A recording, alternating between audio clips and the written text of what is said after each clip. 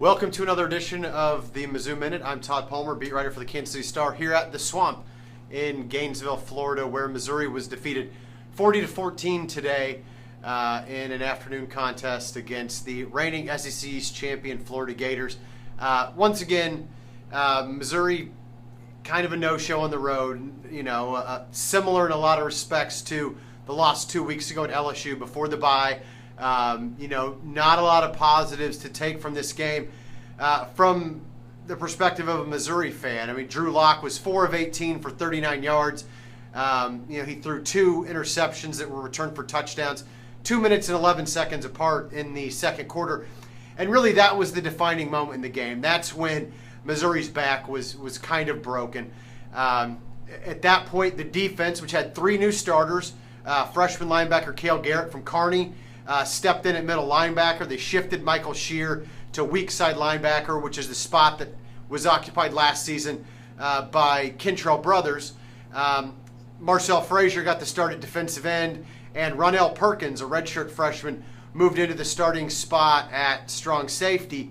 All those guys played pretty well, and the defense was actually doing okay. There was a missed field goal in the mix, but Missouri was only down 6-0 coming into the final couple minutes of the second quarter, and that's when Arion Penton gets an interception, and you think, man, if this offense could just find a way to get one big play or one sustained drive, Missouri's right in this thing, and there's an upset in the making against the 18th ranked Gators.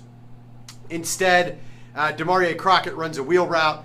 Drew Lock just didn't see Jalen Tabor, or Tease Tabor, as he's convinced the Florida SID staff to call him in their game day notes and things like that. Drew basically just threw it right to Tabor. 39 yards later, all of a sudden it's 13-0, and you're thinking, boy, as much trouble as Missouri's had moving the ball, this could get really ugly. And then Missouri actually, didn't have a first down to that point. There were under 3 minutes to go in the first half. They'd gone 3 and out the first 6 drives, then throw a pick 6. Finally, Missouri gets something going. They get 3 first downs. They start to move the ball a little bit. And then it looked like Sean Culkin and Jamon Moore, somebody didn't run the right route.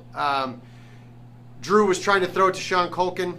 Pass was maybe a little bit off, but also because there were too many guys in the area, Quincy Wilson, the other stud junior corner Florida's got, stepped in front. 78 yards later, all of a sudden it's 20-0 at halftime. And that was pretty much all she wrote. The defense ended up giving up 523 yards.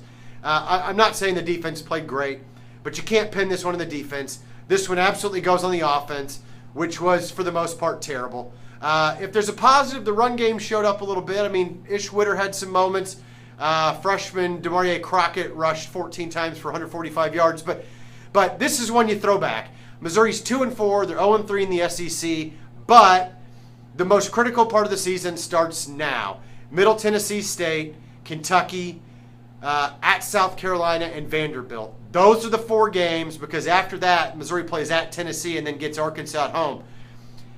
These next 4 games are the 4 that, if Missouri can win out, they get to 6-4. They finish the season in a bowl game. If they lose to Vanderbilt or Kentucky or even Middle Tennessee State, because let's be honest, that's a possibility, then it's hard to see a path to bowl eligibility for this Missouri Tiger football team. So disappointing night here, but there's still a lot to play for moving forward in the season. We're going to give you a reason to keep reading about this team in the next couple weeks at kansascity.com. You can also follow me on Twitter at Tod Palmer, TodPalmer, and I look forward to talking to you more in the coming days.